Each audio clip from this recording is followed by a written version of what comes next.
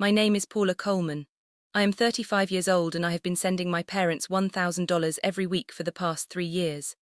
I worked hard to become a successful financial advisor so I could give back to them after all their sacrifices. My husband James, our daughter Lily, and I were excited for her 8th birthday celebration with the grandparents she adored. Everything was perfect until they never showed up. When I called to check on them, I never expected what my father would say next. If you are watching this, please let me know where you are viewing from. Hit the like and subscribe buttons and stay with me through this painful but important family lesson. I grew up in a modest neighborhood in Seattle where my parents, Thomas and Margaret Wilson, worked tirelessly to provide for our family. We never had luxuries, but my parents made sure I never felt the weight of our financial struggles. Dad worked as a manager at a manufacturing plant, and Mom took on various administrative jobs. They were hard-working people with simple dreams who believed in honesty and family above all else. Our life changed dramatically when I was 15. The manufacturing plant where Dad had worked for almost 20 years shut down, unexpectedly. I still remember the night he came home, his face ashen and defeated. He sat at our small kitchen table, hands trembling as he told Mom he had lost his job. I was supposed to be doing homework in my room, but I overheard everything from the hallway. That night I made a promise to myself that one day I would make sure my parents would never worry about money again. Dad tried to find comparable work, but manufacturing jobs were disappearing from Seattle. He eventually took 2 part-time jobs, working longer hours for significantly less pay. Mom picked up extra shifts at the doctor's office where she worked as a receptionist. Still, it was not enough. Bills piled up. The constant worry aged my parents visibly within months. I started working after school at 16, taking any job I could find. Weekdays I stocked shelves at the local grocery store. Weekends I babysat for neighbors. Every dollar I earned went into the family fund, though my parents always tried to refuse it. When I insisted, tears would well in my mother's eyes. Dad would squeeze my shoulder and promise that things would get better. Despite working nearly 20 hours a week, I maintained straight A's in school. Studying often meant staying up until 2 in the morning after work shifts, but I was determined. Education was my ticket to financial stability, not just for me, but for my family.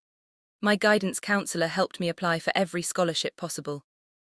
When the acceptance letter from Washington University came with a full academic scholarship, my parents threw the only party we had had in years, inviting the whole neighborhood despite barely being able to afford the refreshments. I was the first in our family to attend college. On moving day, Mom couldn't stop crying. Dad kept taking photos with the old camera that had been his father's, telling everyone who would listen that his daughter was going to be somebody important. The pride in his eyes gave me strength during the hardest moments of those university years. College was overwhelming at first. Many of my classmates came from wealthy families and had never worried about money. Meanwhile, I worked at the campus library and took tutoring jobs to send a little money home each month, even though my parents insisted I keep it. The financial divide became abundantly clear when I met James during sophomore year in my economics class. James Taylor came from a privileged background that was completely foreign to me. His father was a successful surgeon, his mother a corporate attorney. He drove a car that cost more than my parents' house and talked about family vacations to Europe like they were weekend trips to the beach. Despite our differences, we connected over a shared passion for financial systems and social justice. He had a sensitivity and awareness of his privilege that drew me to him. When James invited me home for Thanksgiving during junior year, I was terrified. His family's house in the Seattle suburbs was more like a mansion with its manicured lawn and imposing columns. His parents were polite but distant. His mother asked probing questions about my family that made me uncomfortable. I could feel them evaluating whether I was good enough for their son. James noticed my discomfort and later apologized for his parents' behavior. That night he told me he loved me for the first time and promised that their opinions wouldn't change how he felt. Our relationship only grew stronger as we finished college together. When it came time for James to meet my parents, I was equally nervous, but for different reasons. Our apartment was tiny, the furniture worn, and I worried James would see my background as something to pity. Instead, he charmed my parents with genuine interest in their lives. He helped Dad fix the leaky kitchen sink and discussed gardening with Mom, complimenting her resilient house plants that thrived despite minimal sunlight. Still, I could sense my parents' hesitation. Later, Mom confided their concerns.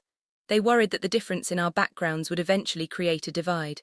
Dad was more direct, asking whether I was sure James could respect someone who came from so little. Their words hurt, but I understood their fears stemmed from love and their own insecurities. I spent the next year trying to bridge the gap between the two families. Holiday gatherings were awkward at first, but slowly walls began to come down. James stood up to his parents when they made insensitive comments about my family's financial situation. My parents gradually saw that James valued me for who I was, not where I came from. By the time we graduated and James proposed, both families had reached an uneasy but functional relationship. My parents gave us their blessing with teary eyes and open arms. Mom hugged me tight and whispered that all she ever wanted was for me to be loved and secure. Dad shook James's hand and told him he was getting the best woman in the world. In that moment, I felt the weight of their sacrifices and renewed my silent promise to take care of them one day. After graduation, I secured a position at Westfield Financial Advisors, while James began his career at a prestigious investment firm. We started in entry-level positions, but both of us were determined to climb the corporate ladder. I worked 60-hour weeks taking on additional client consultations and volunteering for the projects no one else wanted. My dedication paid off when I was promoted to junior advisor after just 18 months. With our combined incomes, James and I saved enough for a down payment on a modest 3-bedroom house in a good neighborhood. The day we signed the papers, I called my parents immediately. Dad cleared his throat several times before speaking, his voice thick with emotion. Mom kept saying how proud she was. They came over that weekend to help us paint and unpack. Watching my father meticulously trim the edges of our living room walls, I slipped a check into his jacket pocket for $500 as a thank you. When he found it later, he tried to return it. I insisted it was payment for their help, but we both knew it was more. It was the beginning of me fulfilling my promise to take care of them. After some back and forth, he reluctantly accepted, and I saw relief flash briefly in his eyes before he hugged me.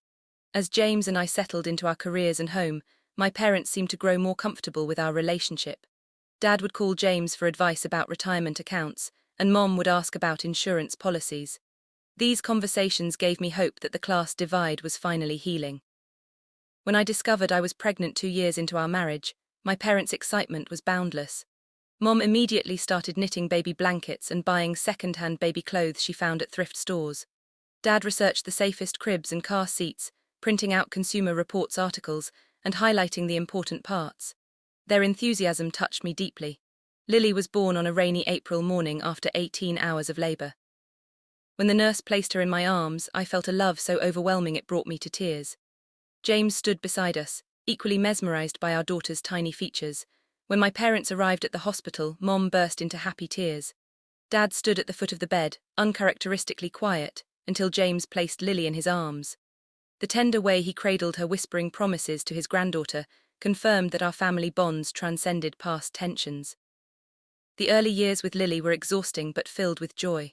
My parents visited nearly every weekend, bringing homemade food and small gifts for Lily. They seemed to revel in their roles as grandparents. Dad would spend hours building elaborate block towers for Lily to knock down, while Mom read her the same stories she had once read to me.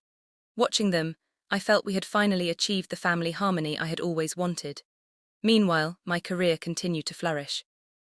When Lily turned 3, I was promoted to senior financial advisor with a substantial salary increase and bonus structure.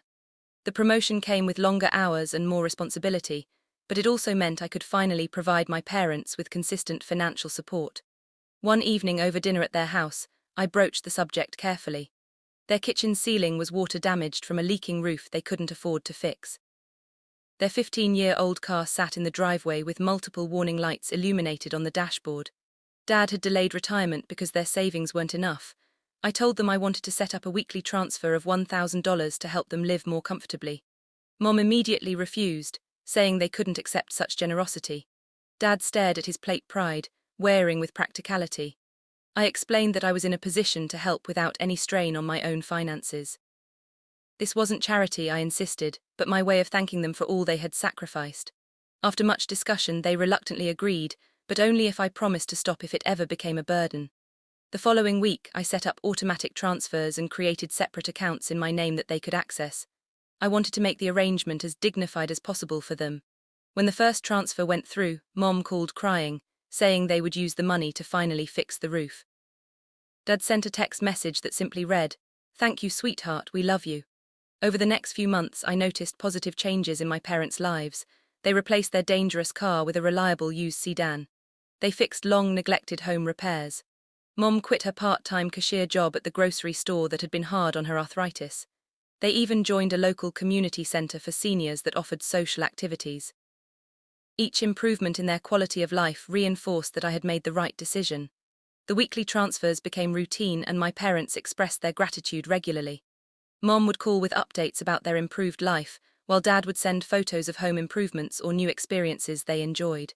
Their appreciation made every dollar worthwhile. Gradually, though, I noticed subtle shifts in their behavior. The thank yous became less frequent. Updates about how they spent the money stopped altogether. When I visited, I noticed new furniture, expensive electronics, and designer clothes in their closets. These changes surprised me, but I reminded myself that they deserved nice things after years of sacrifice.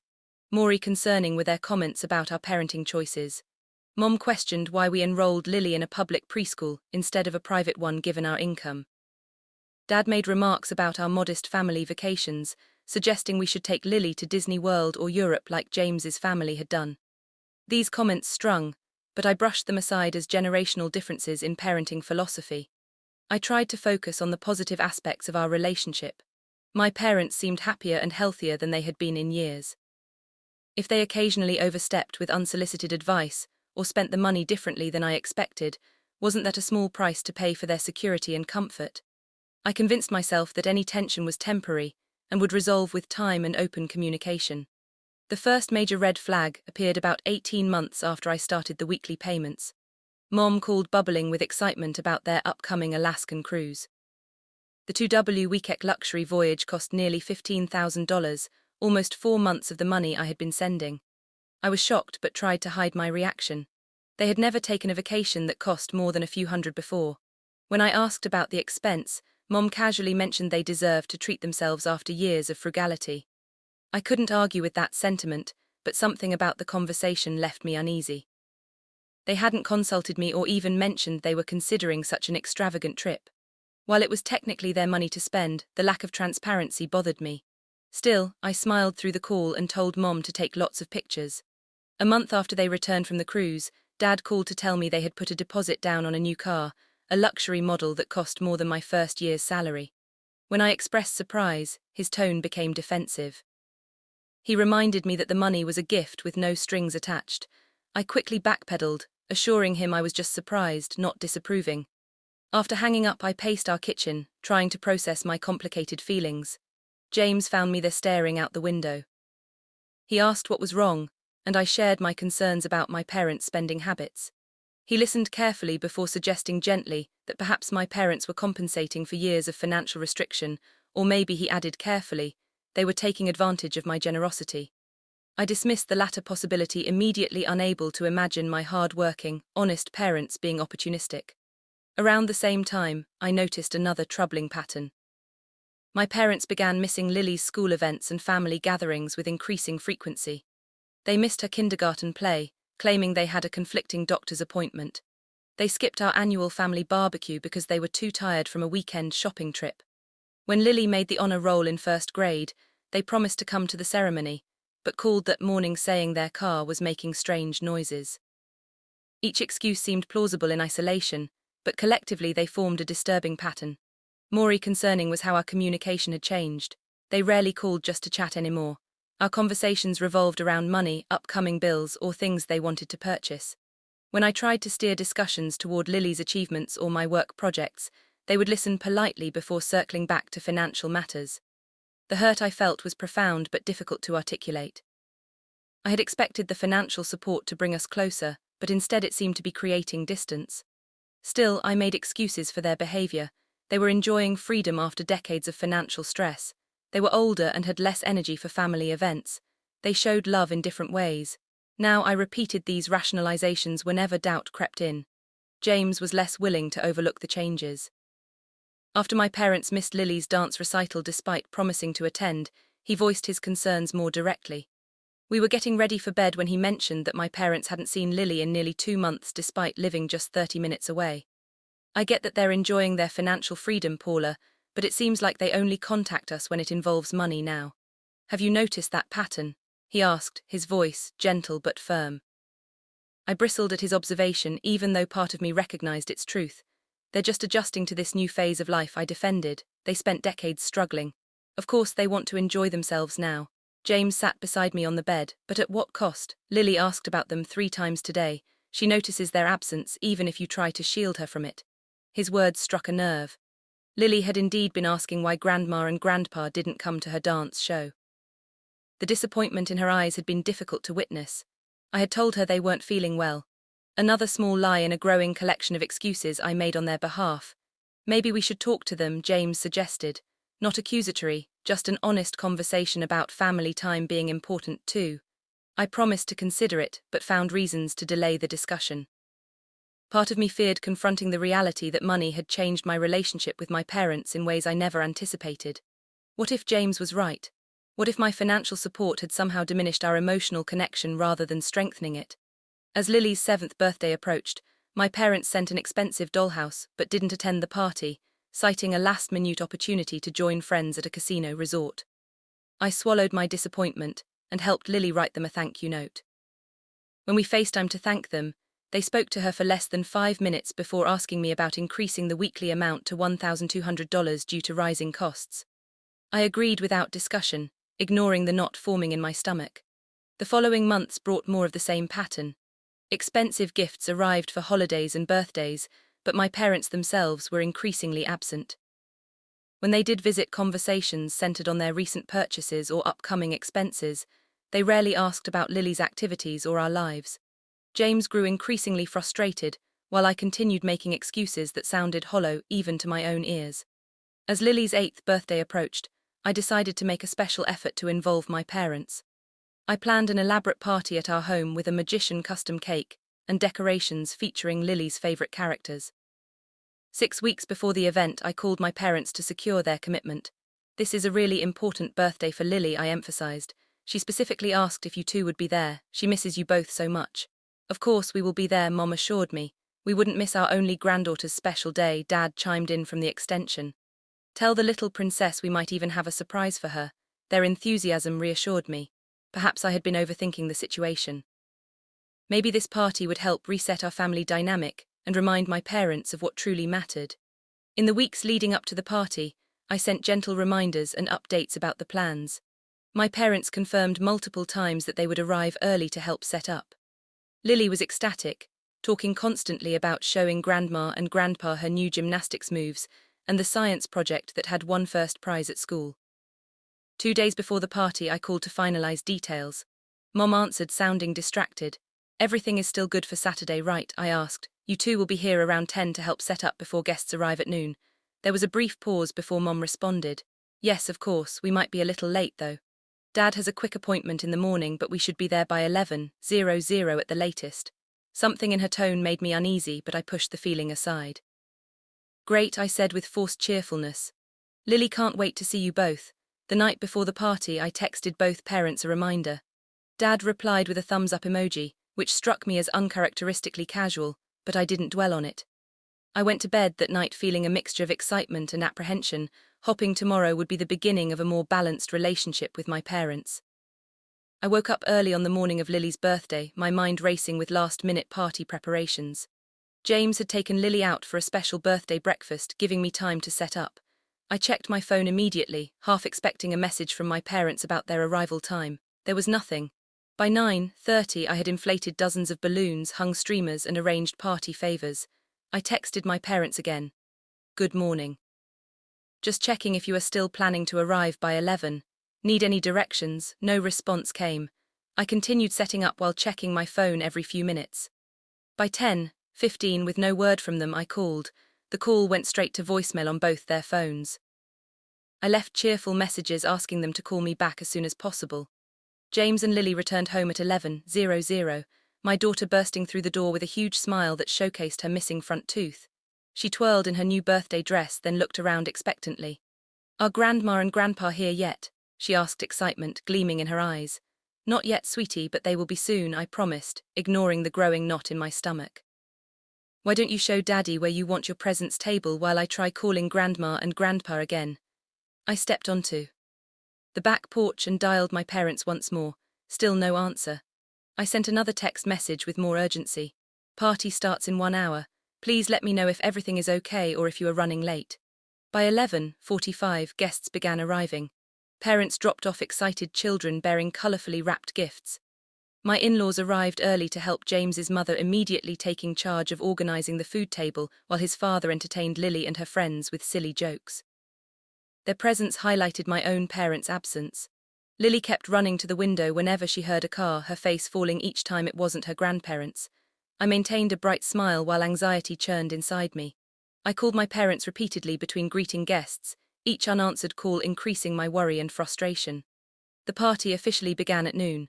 The magician started his show, capturing the children's attention with colourful scarves and a rabbit that appeared from an empty hat. Lily clapped and laughed along with her friends, but I noticed her glancing at the door repeatedly. During a break in the magic show, she sidled up to me. "Did you tell Grandma and Grandpa what time the party started?" she asked, her voice small. "I did, sweetheart. I am sure they are just running late," I answered, forcing confidence into my voice. "They might have gotten stuck in traffic or had car trouble. I will keep trying to reach them." As the party progressed through lunch, games and cake, my calls continued going unanswered. James gave me concerned looks across the room, silently asking if there was any news. I shook my head each time, maintaining my composure for Lily's sake, while fury and worry battled within me. By 3:00, most guests had departed. Lily sat amidst a pile of opened presents, half-heartedly examining a new art set from one of her friends. The joy had dimmed in her eyes, replaced by confusion and hurt. I could see her struggling to understand why her grandparents, who she adored, had missed her special day without even a phone call. James's parents helped clean up their efficiency and warmth, a stark contrast to my parents' unexplained absence. James's mother hugged Lily close and promised to take her shopping next weekend, clearly trying to compensate for the disappointment. I was grateful for their kindness, but couldn't shake the growing anger toward my own parents. After everyone left, I sat in our quiet kitchen staring at my phone. 32 missed calls and 17 text messages sent with no response. I decided to check social media, something I rarely did with my parents as they weren't particularly active online. The air left my lungs as I opened my mother's Facebook page. There, posted just 3 hours earlier, was a photo of my parents grinning broadly at a blackjack table in a casino resort 2 hours away. Mom's caption read, "Weekend getaway with my handsome husband, feeling lucky today." They had lied. They hadn't had car trouble or gotten lost. They had chosen a casino over their granddaughter's birthday. The betrayal cut so deeply I felt physically ill. With shaking hands, I dialed my father's number again. This time on the 4th ring, he answered. "Hello," he sounded annoyed, casino noise loud in the background. "Dad, where are you?" I managed to keep my voice steady despite the rage and hurt threatening to overwhelm me. "Lily's party is nearly over. She has been asking for you and Mom all day." There was a pause, then my father cleared his throat. "Oh, was that today? We thought it was next weekend." The blatant lie strung. I saw Mom's post on Facebook. "Dad, you are at the Golden Eagle Casino. You both promised Lily you would be here." His tone changed instantly, defensive and sharp. "Well, we needed a break. We are allowed to have our own lives, Paula. We don't have to drop everything for a child's party." I could not believe what I was hearing. "This isn't just any party, Dad. This is your granddaughter's birthday, the same granddaughter you promised to see today. Lily has been waiting for you all day." "Look," he snapped, his voice rising, "we are tired of these obligations. We work hard all our lives and now we want to enjoy ourselves. We don't count your family as something we have to report to. We are adults who make our own decisions." His words hit me like a physical blow. "We don't count your family." After everything I had done for them, after all the money I had provided to make their lives comfortable, they didn't consider my husband and daughter as family worth prioritizing. "Fine," I whispered, tears streaming down my face. "I hope you enjoy your weekend. Goodbye." I hung up before he could respond, my entire body trembling with emotion. James found me there, phone clutched in my hand, sobbing silently.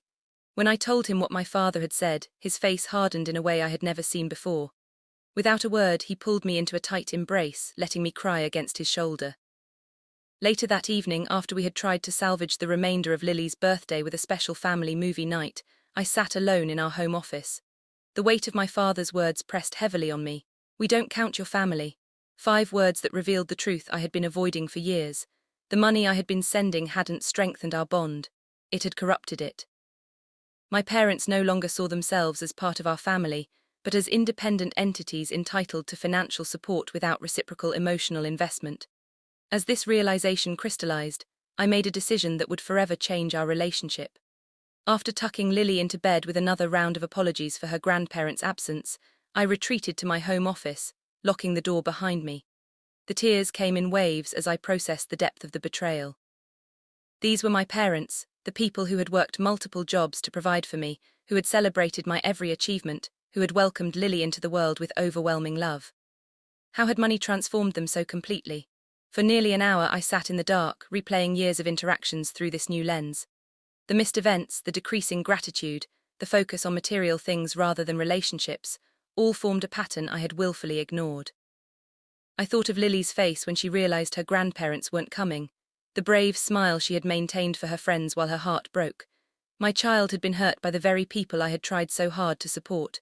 A gentle knock interrupted my thoughts. James entered carrying 2 cups of tea, the comforting scent of chamomile filling the room as he sat beside me. "We need to talk about this," he said softly. I nodded, grateful for his calm presence. "What happened today goes beyond a missed birthday party. I admitted this is about a fundamental shift in our relationship with my parents." James sipped his tea thoughtfully before responding. "I have been watching this change for years, Paula. The more you give them financially, the less they give emotionally. Today was just the breaking point." I traced the rim of my mug, considering his words.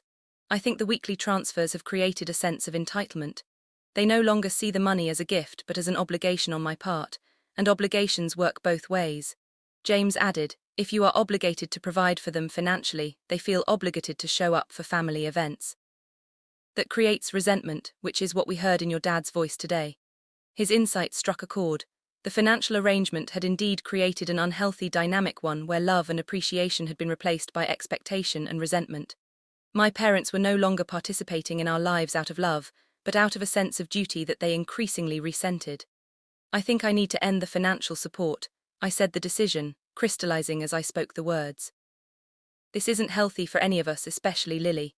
James squeezed my hand. "Are you sure? That is a significant change after 3 years." "I am. The money was meant to bring us closer, to ensure they could enjoy retirement without stress. Instead, it has driven us apart. I would rather have less frequent contact with parents who genuinely want to be in our lives than forced interactions with people who resent us." He nodded, understanding in his eyes. "What about their financial situation? Will they be okay?" "They both receive Social Security," I explained. "Dad has a small pension from his last job. They own their house outright because we helped them pay it off last year. They will not be destitute, just unable to maintain the luxury lifestyle they have grown accustomed to." Having made my decision, I felt a strange mixture of grief and resolve. The relationship I had known with my parents was over, but perhaps ending the financial dependence could eventually lead to something healthier. The next morning, after James took Lily to a makeup birthday outing at the zoo, I sat down at my computer. With steady hands, I logged into my banking accounts. One by one, I channeled the automatic transfers to my parents' accounts. I removed their names from the credit card I had provided for emergencies.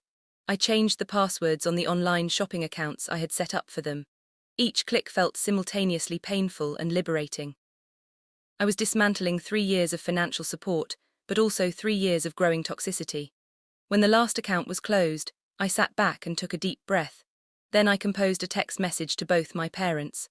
"Mom and Dad, after a lot of thought following yesterday's events, I have decided to end the weekly financial support I have been providing. Yesterday made it clear that our relationship has become unhealthy and imbalanced. The money that was meant to help you live comfortably has instead created distance between us and hurt Lily deeply. I hope that without this financial aspect, we can eventually rebuild a relationship based on mutual respect and genuine care. I will always be grateful for the sacrifices you made for me growing up, but I need to protect my own family now. I am here if you want to talk, Paula." I read it over 3 times before pressing send, then turned off my phone, knowing the response would be immediate and likely volatile. For the next hour I sat in silence, alternating between certainty that I had made the right decision and waves of guilt about cutting off my agging parents. What if they truly needed the money for essentials? What if this pushes them away permanently?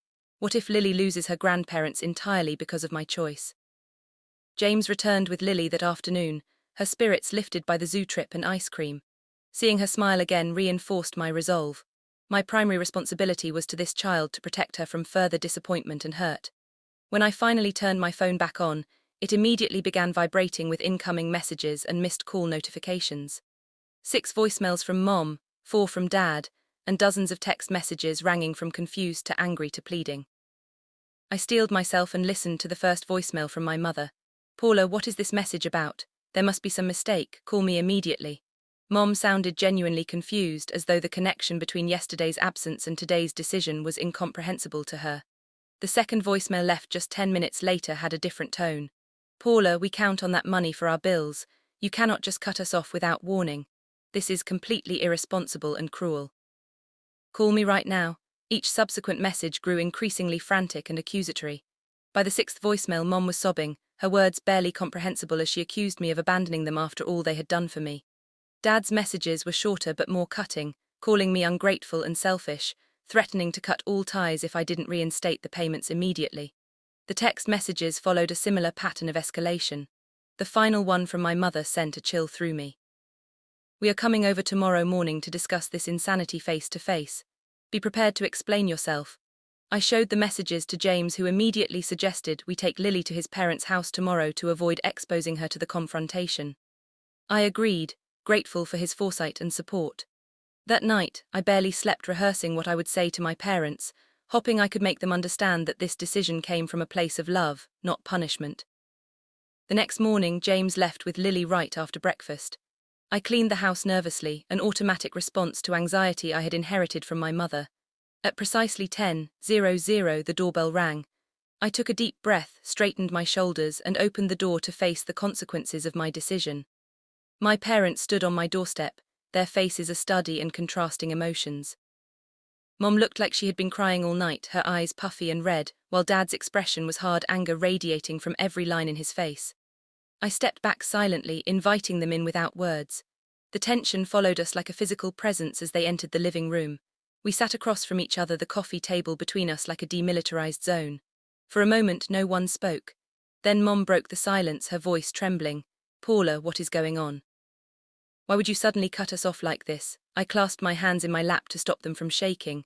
This isn't sudden, Mom. This has been building for a long time. Yesterday was just the final straw, Dad scoffed. So we miss one birthday party and you punish us financially. Is that how little you think of us? His words ignited the hurt and anger I had been trying to contain. One birthday party, I repeated, my voice rising despite my efforts to stay calm. This isn't about one party. This is about a pattern that has been developing for years. You have been missing important events in Lily's life regularly. You have stopped calling unless it is about money. And yesterday you deliberately chose a casino over your granddaughter's birthday, then lied about it.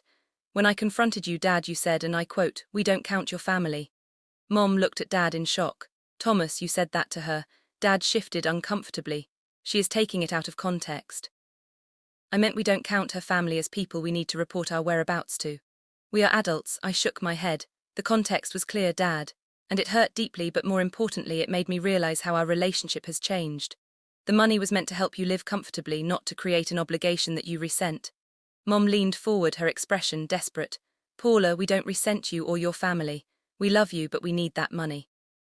We have bills, commitments. What kind of bills could possibly require $4,000 a month when your house is paid off?" I asked.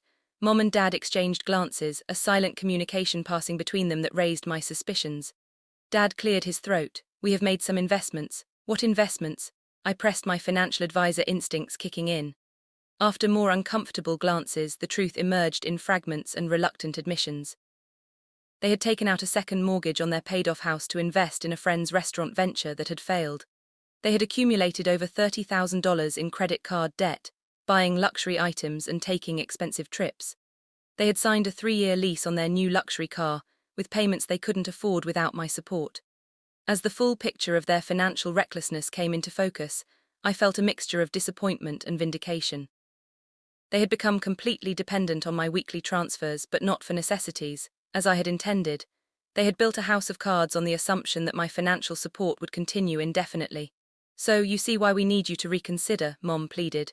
"We will lose everything if you stop the payments." I took a deep breath, steadying myself. "I understand you are in a difficult position now, but that doesn't change my decision.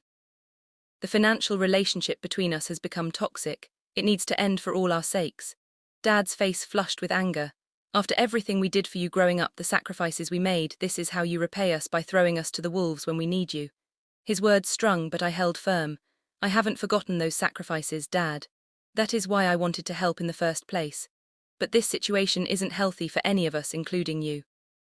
You have become dependent on money that isn't yours, making financial decisions based on my income rather than your own. Mom began to cry openly. What are we supposed to do now? We can't make the payments on our own. I suggested practical steps they could take. Speaking from my financial advisor experience, they could sell the luxury car and get something more affordable. They could downsize to a smaller home and use the equity to pay off debts. They could speak with a financial counselor about debt management plans. Each suggestion was met with resistance and increasing hostility. Dad finally stood towering over me. If you go through with this, you are no longer our daughter. We will cut all ties with you and your family. The threat hung in the air between us. A year ago, it would have devastated me. Today, after seeing how little they valued their relationship with Lily, it felt like confirmation that I was making the right choice. That would be your decision, I said quietly. I hope you don't choose that path, but I understand if you need time to process this change. My decision about the money stands, but my door remains open. If you want a relationship that isn't based on financial support, Dad stormed toward the front door, pausing to deliver one final blow. Don't expect us at Christmas or any other family event. You have made your choice. Mom hesitated, torn between following her husband and staying to continue pleading. I love you, Paula, she whispered before hurrying after Dad. The sound of the door slamming echoed through the house. I sat motionless, absorbing the reality that I might have just lost my parents forever. The pain was acute but strangely clarifying. Their reaction had revealed exactly how conditional their love had become. My thoughts were interrupted by a small voice from the hallway. Mommy, is everything okay? I turned to find Lily standing there clutching her favorite stuffed rabbit. She must have returned with James and overheard at least part of the confrontation. My heart sank at the thought of her witnessing such ugliness. I opened my arms and she ran into them, burying her face against my shoulder. Where did Grandma and Grandpa go? Why were they yelling? I held her close, trying to find words that would explain without damaging her perception of her grandparents. Sometimes grown-ups disagree about important things. Sweetheart, Grandma and Grandpa and I are having a disagreement right now, and they need some time to think about things. Are they mad because they missed my birthday? Lily asked, her innocence breaking my heart. Partly, I admitted, but it is more complicated than that. Sometimes relationships between grown-ups go through hard times, just like sometimes you and your friends have arguments. We all need to figure out how to be better to each other. James appeared in the doorway, his expression, asking silent questions about how the confrontation had gone. I gave a small shake of my head indicating we would talk later. The weeks that followed were difficult. My parents launched a campaign of harassment, calling at all hours, sending manipulative text messages, and even enlisting extended family members to pressure me into reinstating the payments. Aunts and uncles, who had barely communicated with me in years, suddenly called to lecture me about family obligation and elder care. I maintained my position calmly, but firmly, with everyone explaining that the decision was made to restore health to our family relationships, not to punish my parents. Few understood, most taking my parents' side, after hearing only their version of events. The constant communication became so disruptive to our daily lives that I finally had to block my parents' numbers temporarily. When they began showing up at our house unannounced, often late at night, James suggested we consider legal options. With great reluctance, I consulted an attorney who advised a temporary restraining order, given the escalating nature of the harassment. The day the restraining order was served was one of the darkest of my life. The legal document formalized the breakdown of our family in black and white terms. That night I cried myself to sleep in James's arms, grieving for the loving parents I had known before. Money changed everything. Lily, perceptive beyond her years, noticed the absence of her grandparents, despite our efforts to shield her. We explained in age-appropriate terms that Grandma and Grandpa needed time away to think about some grown-up problems. She accepted this with a child's resilience, but occasionally asked when they would return, each question a fresh wound on my heart. The restraining order brought blessed quiet to our lives, but the emotional aftermath lingered. I began seeing a therapist to process my guilt, grief, and anger. James supported me unconditionally, never once suggesting I had made the wrong decision despite the turmoil it had caused. His parents stepped up their involvement in Lily's life, providing the grandparent presence she needed and demonstrating what healthy family relationships should look like. Gradually, our family found a new normal. The pain didn't disappear, but it became manageable, a dull ache rather than the sharp agony of fresh betrayal. I began to recognize that while I had lost the parents I thought I had, perhaps I had never truly had them in the form I imagined.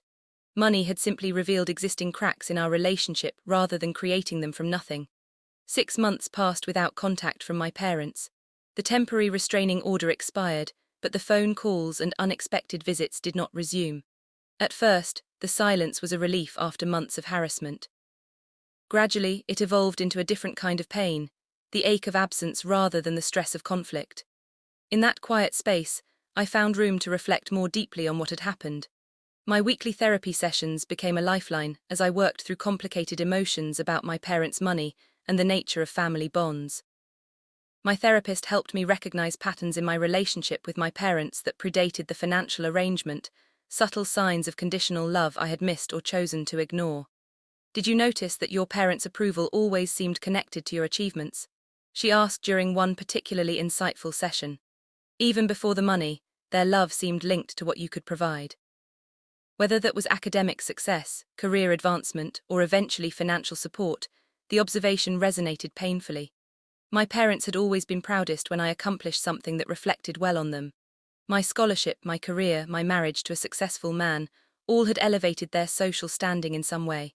Had I subconsciously created the financial arrangement to maintain their approval and love? These revelations were difficult but ultimately healing. I began to understand that ending the financial support wasn't just about setting boundaries with my parents, but about breaking my own unhealthy patterns and beliefs about love and worthiness. The money I had previously sent to my parents I now redirected to Lily's education fund.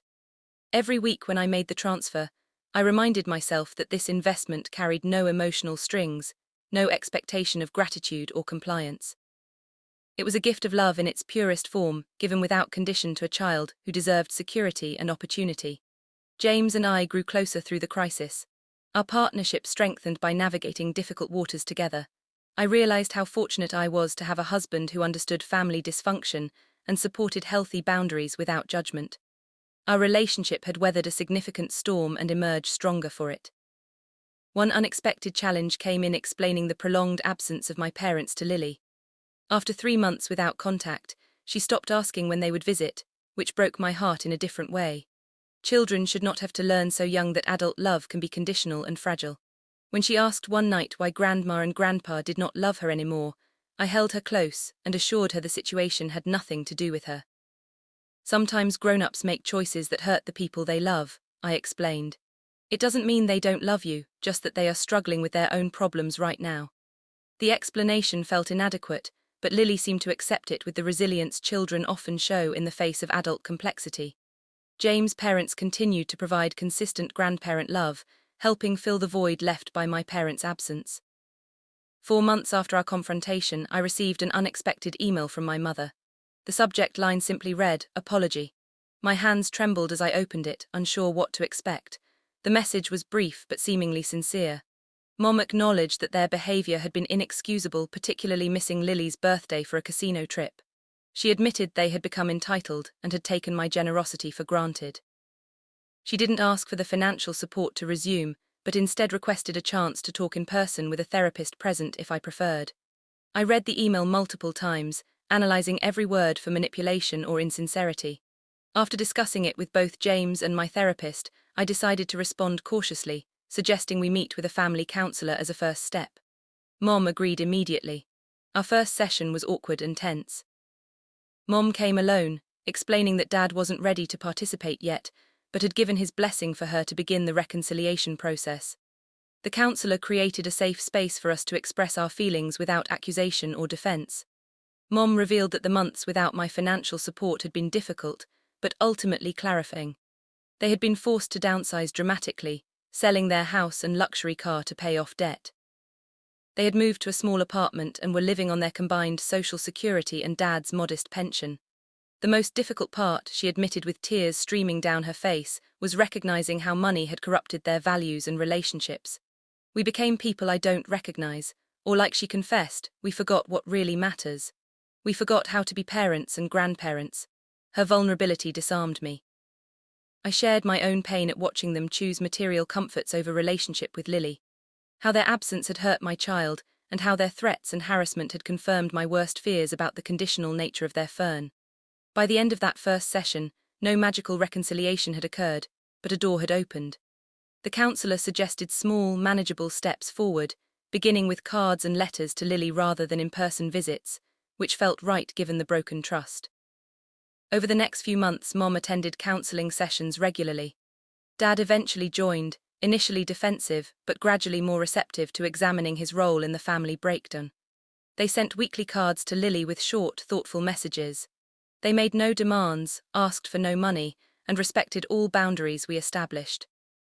6 months after that first difficult email, we arranged a brief supervised visit with Lily at a neutral location, a park where she could feel comfortable and leave if things became uncomfortable.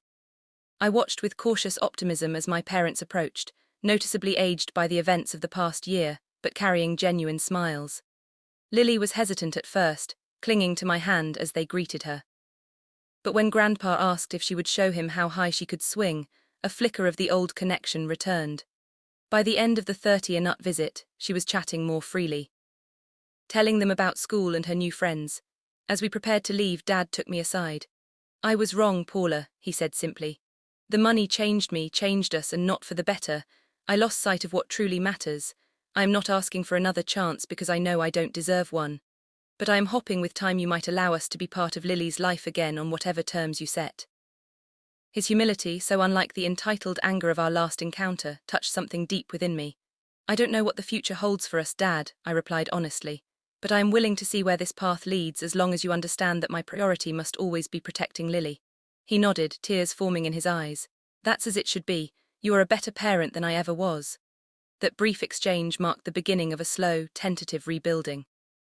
Over the following months, the visits became more regular, but remained supervised and structured. My parents accepted these limitations without complaint, seemingly grateful for any opportunity to repair what they had damaged. The money I had once sent them never re-entered our conversations. The financial connection had been permanently severed, allowing space for a relationship based on more authentic foundations to potentially grow.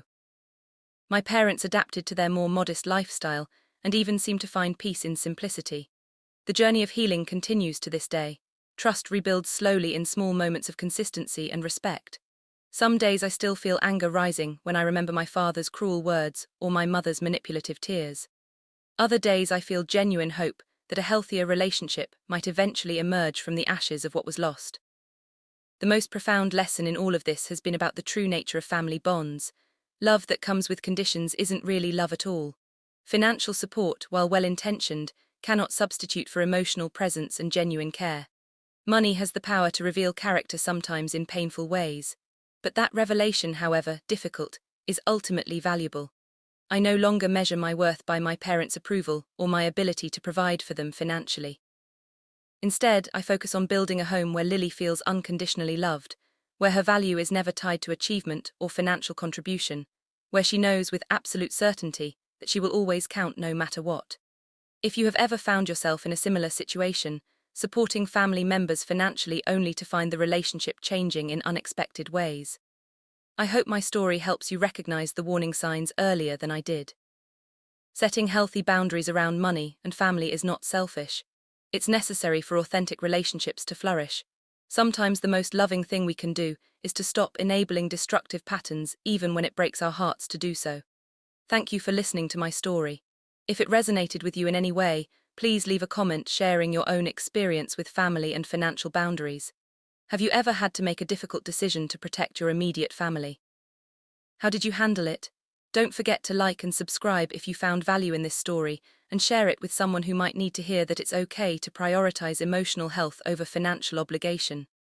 We're all learning and growing together on this journey of family love and the complicated dance between money and relationships. Music.